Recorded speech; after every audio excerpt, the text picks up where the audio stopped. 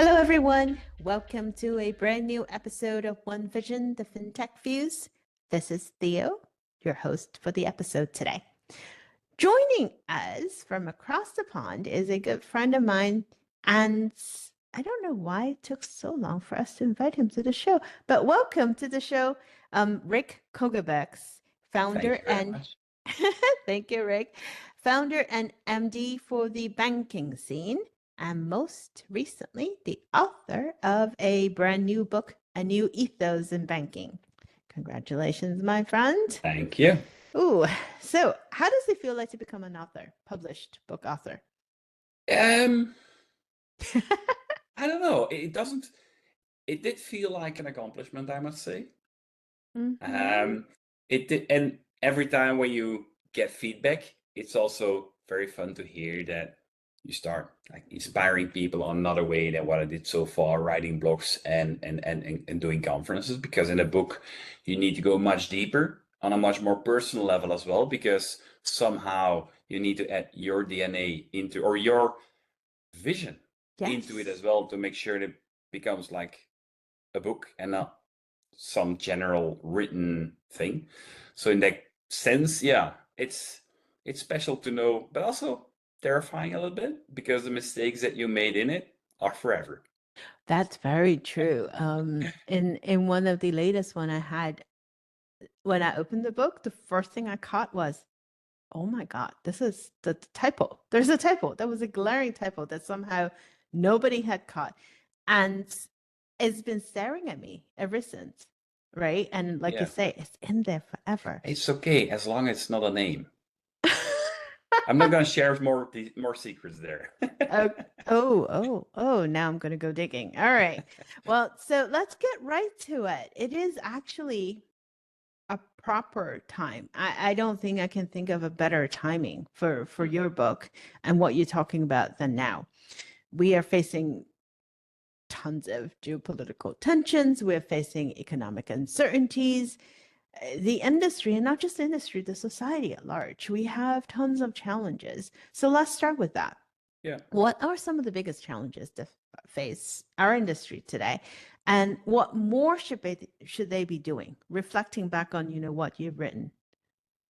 So my book essentially is a call to action to the industry to make sure that in the transformation they're building, whether that is digital transformation, sustainable transformation, any other transformation, that they consciously think about their identity, values, and purpose, what they want to contribute to society at large and all their stakeholders, including shareholders, obviously. Um, and that's a big thing, especially when the world suddenly starts shaking and a lot of these, what we thought logical reasonings, became questioned. And that means for the industry that they need to think in that changing world how those values still make sense. Um, because that change in the world was also one of my biggest fears in writing the book. And luckily, one of the contributors, one I interviewed, was Edwige Nuis, the CEO of the International Banking Federation, who shared with me it is probably the biggest risk, but also the biggest opportunity or the biggest reason for writing the book, because essentially the fundaments, the theory behind what you're writing, they still make sense. It's just how you fill that in. And what I mean with that is I talk about ethos in banking. Ethos is about how you translate who you are and what you stand for in your day-to-day behavior. It's very much linked to the rhetoric triangle of Aristotle back in the days, and he added two more components: pathos, how you connect with your audience; logos, how you properly and logically explain what you're doing. And these three need to be in a proper balance if you want to make sure that you are, in the context of banking, a trusted organization. Now, when suddenly certain values start to change, for example, when it comes to sustainability and ESG, we saw that dynamic towards we need more nuclear energy from in the beginning, we don't need nuclear energy. Or, for example, defense industry was a definite no-go for most organizations 1 year ago. today that's all being reconsidered because suddenly, for example, the value we want to contribute to society starts to mean that we need to contribute to a defense industry, making sure that that society will also thrive when we get less support from external geopolitical partners, for example. And that's very, I think, a very interesting way of looking at it. The ethos in banking will always be there, but we always need to consciously think about what that means and how perhaps the practical considerations need to be adapted to the current reality. So that's a very eloquent way of putting it. And when we think about change, when we think about things shifting, right? And you talked about, what does this mean from a value system and what does it stand for? One of the obvious example within banking is how everything has gone more digital the last few years. Yep. I think the change has always been there, the current has always been there, but with the onset of the pandemic a few years ago, it just accelerated some of that change.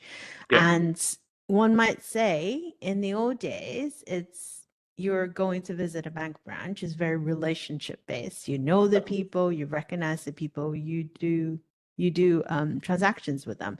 But nowadays, when everything becomes digital, how can financial institutions retain or reclaim Yeah. that human connection and still embracing the change? Because that's a little difficult, isn't it?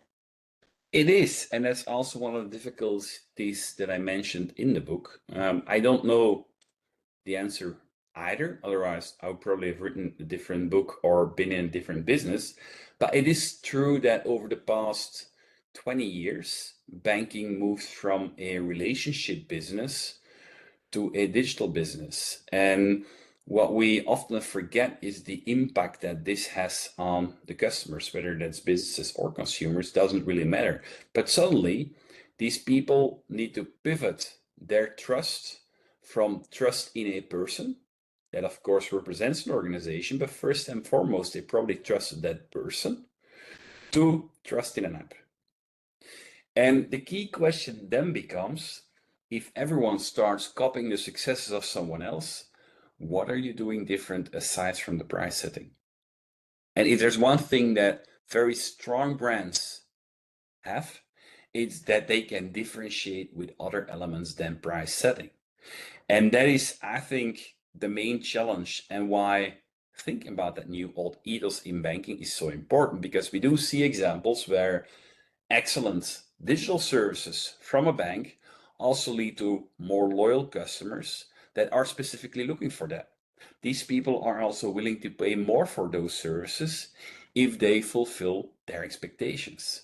We have very good examples of banks that put much more emphasis in sustainability than the average, for which people are willing to come to that bank and maybe even willing to contribute more in their services, knowing that it's used for the better good, their better good.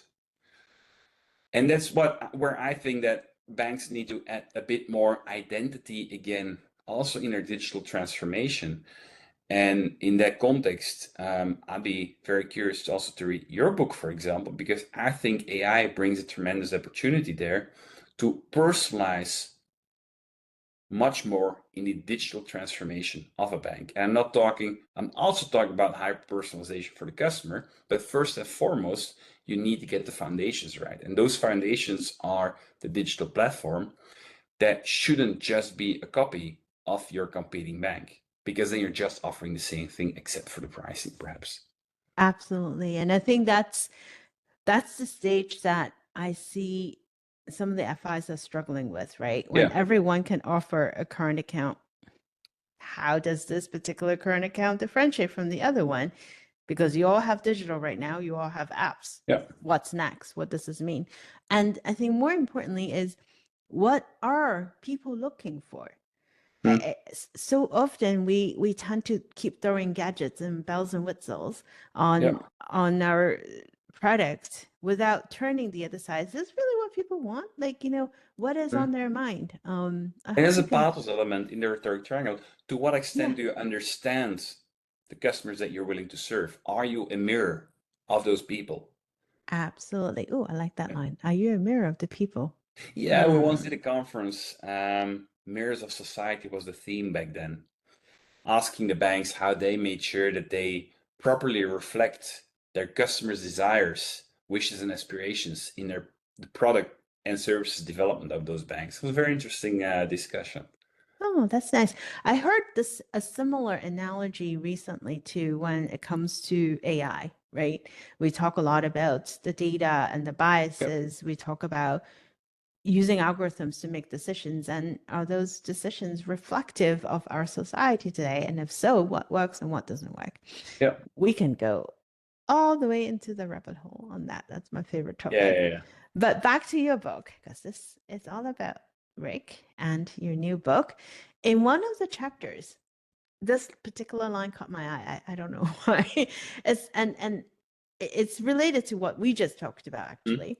And you say banking was so far away from people and communities that we all paid the price. It's very deep, but I think it's reflective of one of the reasons why you wanted to write the book. How should the industry evolve? And what are some of the examples that give us hope?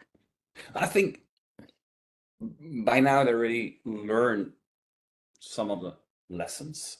You see, Did at we? least at least in Belgium or Europe at large, also a growing understanding that banks also need to have that discussion about financial, but also digital inclusion.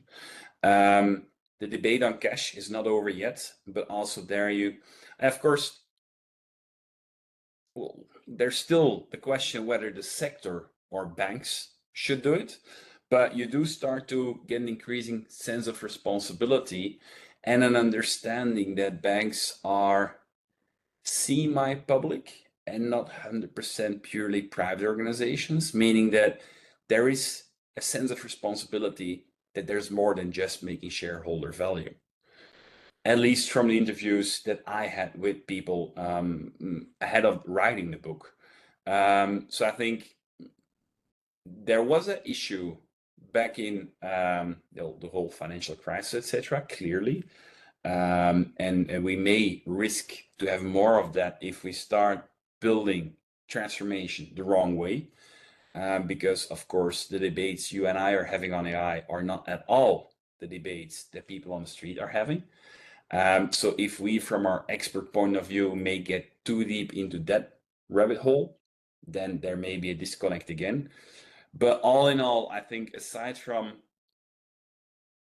the tough push to go more towards digital, even though not every consumer is able to lead that charge, I think banks are taking their responsibility in that respect. But of course, there's always more to be done. This morning, I had a prep call on digital inclusion for sex workers for our conference on May 22. And that was another example of an industry that is um, a legal industry in Belgium, but because of high usage of cash, most banks would just block them and they would need to go to the government to be elected a bank and then see how far they get into financial service. You still see some segments, some people that are left behind, whether that is because of digital or financial inclusion. And that will probably always somehow be something to keep a close eye on from an industry. Because if we don't have bank services, we are not part of society. Mm-hmm. Definitely now everything's becoming more digital. Absolutely. I can't agree more. It's a challenge on this side Yeah. of the coast as well. There are certain segments of the communities, either they choose not to be parts of it, Mm. but also the other parts are, either you're immigrants or Yeah. the services that banks provide actually doesn't serve what you need. Or in the same example that you have, right, we have people in different industries that they just can't get banking services. That challenge is enormous. I remember a statistic for Belgian situation on digital inclusion. Mhm. Of course, if banks expect us all to be digital, you need to have the digital inclusion. But that study found that 46% is not digitally included or not confident with the digital services that they're using. That's a serious stretch That's from a a big situation problem. that banks wish to have if they could push them all towards digital. And that's a challenge. That's more of a societal challenge than is a banking challenge. But if banks have that ambition to become 100% digital, they also need to consider those numbers. Absolutely. And that's increasingly challenging if you then have newcomers that grow at a very high speed and that chose consciously from the very beginning to have digital only services, and now incumbents who are expected to have those branches to tailor for the needs of the weakest, they need to compete with them, but with different norms. Mm-hmm. Yeah. It's whew, it's layer and layer. And Yeah, then when you start adding AI to it too, AI is based on the data that you have in the digital economy. When yeah, you're not banked, when you don't have your identity and all of your information on there, it just makes the gap wider and wider. yeah. Um, Speaking of, so a lot of the points that you were talking about, as well as in the book, you talk about greed, you talk about complexity, you talk about indifference, right, from a bank perspective. Mm. And you said instead, they should be standing for being prudent, being accountable, and being Yeah. accurate. Can you elaborate what that means and how exactly do we measure success? I think I got that quote from Corinne Milles from Teachers Mutual in Australia. And that was very much looking back at the whole situation of financial crisis when there was a clear detachment from society and shareholder profits were the big thing that were at that moment considered. We start to see a rebalance there today, although there's still, if you compare the cooperative model versus the shareholder model, you clearly see that that divide from the people they wish to serve for the big banks is still a lot more distant compared to the cooperative models where shareholders are also the customers. And that whole accountability and in creating less complexity, accuracy as well, has all to do with the fact that banks need to, well, they need to understand, of course, the services they provide, but they should also be able to explain those services in an understanding way to their customers. And going back to the Aristotle model, that implies you need to have that pathos, you need to have that understanding of how far does the customer think with you, and the logos, to what extent can you logically explain that in his language. And explaining in his language is a tremendous challenge for financial services because it is such a complex industry. And we have so many regulations, and very often we're unable to explain why certain regulations are actually there. But we need to be able to connect all those dots. Otherwise, it's impossible to bring those accurate services to the market and to explain them in a understandable way to the customer. It Was is there it another element that I was missing? No, no, no. It is Okay. it is difficult. Yeah, Otherwise, as the we saying wouldn't goes, be someone having would this have done it. podcast. Exactly. You would need to write the book. We would Yeah, have gone straight to exactly what we need to do. And I think a lot of that is also things keep changing as yeah, well. There are a lot constantly. of outside elements outside of banking that impacts how we do things and how we think about things and more importantly, what do customers expect, right? Because they are influenced by the ecosystem that they live in. Yeah, Uh, and on top of that, there's the problem that very often the world goes at a speed that's much faster yes. than how those customers evolve. So you have different layers. On the one hand, there's regulation and regulation from different entities that may not even talk to each other within an industry. But then there's also more regulations that apply to all. Think about privacy, AI Act, and etc. On top of that, there is new technology coming up and customers that aren't even aware of what's coming. And banks need to anticipate all of that because they need to have that clear view on where they will be in 2-3 years. Mm-hmm. We start to have a discussion on quantum computing now. Very interesting debate. But how to explain to your customers that banks need to invest money in understanding that quantum computing, because certain moments that may have such a devastating impact on their entire industry that without those investigations, the industry may get to may break down certain moment, and that certain moment is uncertain because we don't know when the first real quantum deal will pop up. Mm-hmm. And that's why those kind of research is needed too. So there are different levels and different speeds that all affect each other. And that makes the industry of financial services by excellence a very interesting case in making sure that you can still apply those transparency principles to your customer. It is a fun industry, I have to say. Yeah. Right. It's full of conflicting emotions, if that even Yeah. makes sense, right? To your Yeah, point. for a very emotional business. Because Mm-hmm. money Is emotional. is emotional. Mm-hmm. And brands are emotional, right? People relate to brands. They relate to the values. They have certain feelings about the Yeah. brands. And that's tough. Speaking of change, the last chapter of your book, I actually like it. It's very cute. My Life, My Bank in 2040. Yeah. You initially wrote it, you said, as part of a contributing chapter for a mutual friend of ours, Chris Skinner, a few Yeah. years ago. Yeah. Things have changed since Yeah. Chris published that book and since you write that. And you've modified it a little bit. Curious to hear from you, how has your thinking evolved since then, or even since the book was published? Well, back in 2020, Chris was writing a book, uh, Digital Human. Digital Human, right?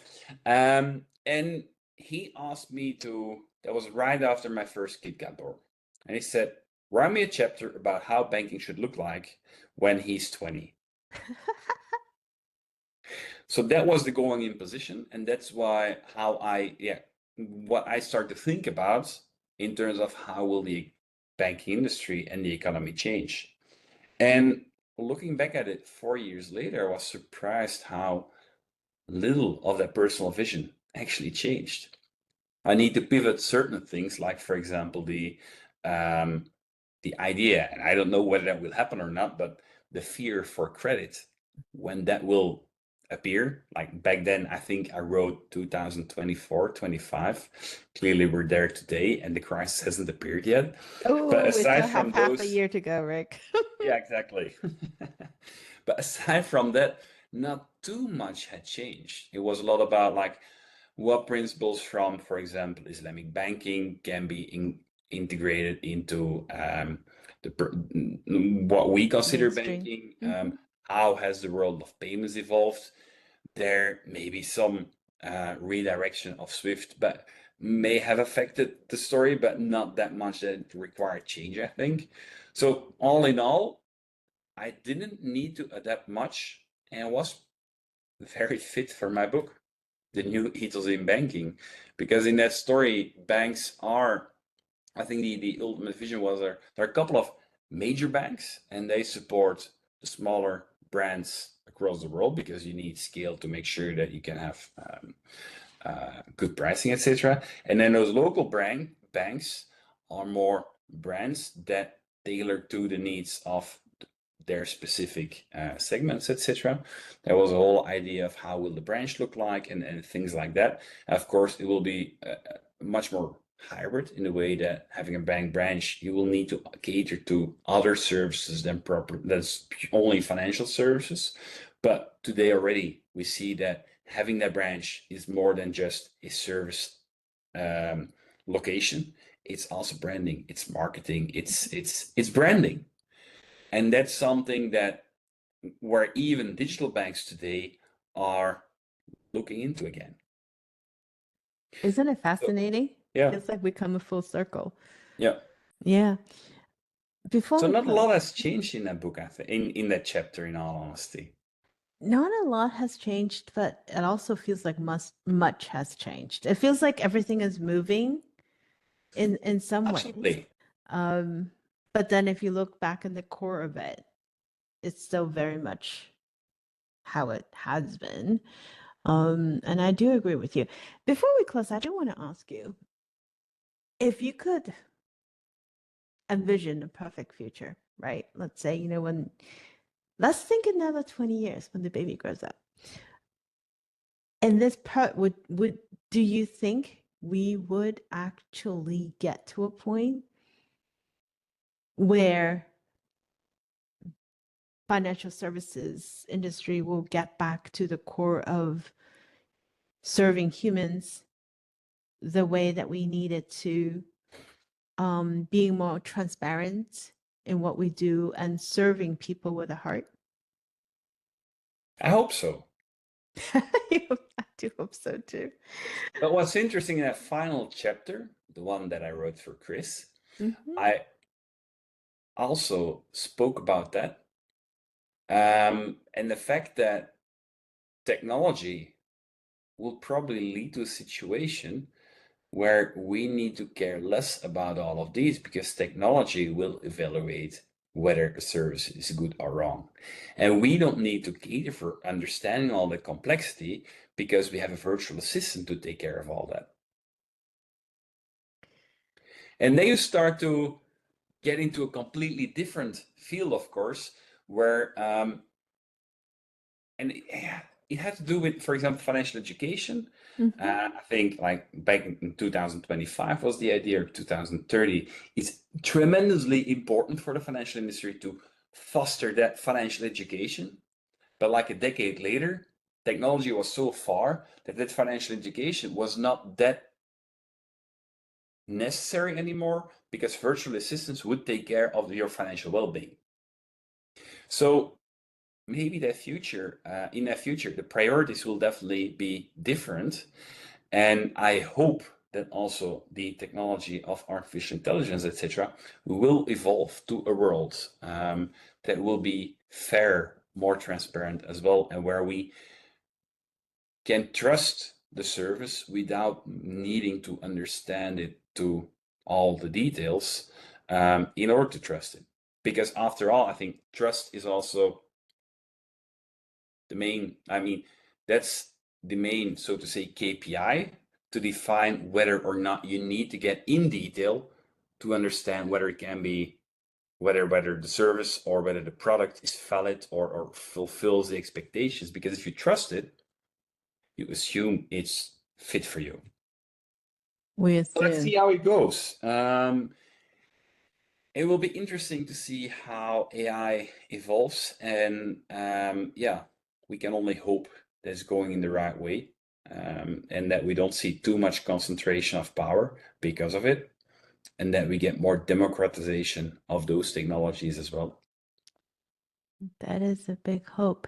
Yeah. I do hope we get there. So until then, thank you so much for joining us on the show, Rick, and congratulations, massive congratulations on the new book, A New Ethos and Banking. We can get it anywhere on Amazon, Waterstones, and anywhere that you find. Yeah. So Thank you very much. It was a very, very nice conversation, Theo. thank you. It's way overdue, and I look forward And to always meeting happy to you. come back anytime if you like. Oh, absolutely. This is just the beginning, my friend. Excellent. And for the rest of our listeners, thank you so much for joining us for another episode of One Vision, the FinTech Views. We'll talk to you all next week.